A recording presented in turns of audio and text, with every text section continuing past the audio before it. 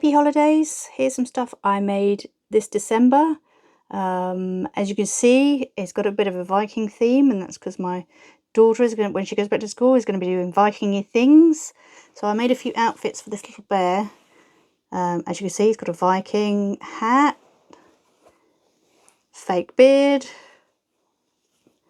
But this is what the little bear looks like ordinarily. And I'm going through making lots of little outfits for him. So I've got a hat, I've got a little tennis outfit that he looks quite cute in. So maybe I'll show a picture of that.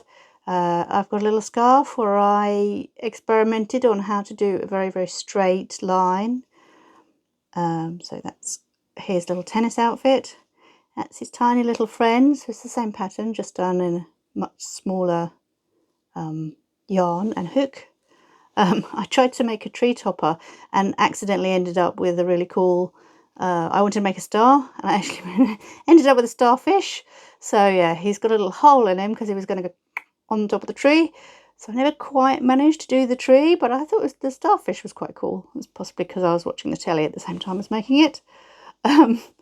I made this little handle for a long time, work in progress, this big bunny bag, fluffy number. So yeah, I sewed on some little D-rings and made a very lightweight handle for my daughter to play with. Made a second penguin bauble because there was a question mark over a bit of the pattern when it was in testing. So I made another one to sort out that question. So as you can see, my daughter's head is not in this. It's a giant ball of wool. This is going to be her Viking hat. These mittens are actually for a friend of mine. So they're fingerless mittens and the flap goes over. So hopefully she likes those. And a little present box with some more bear outfits in it.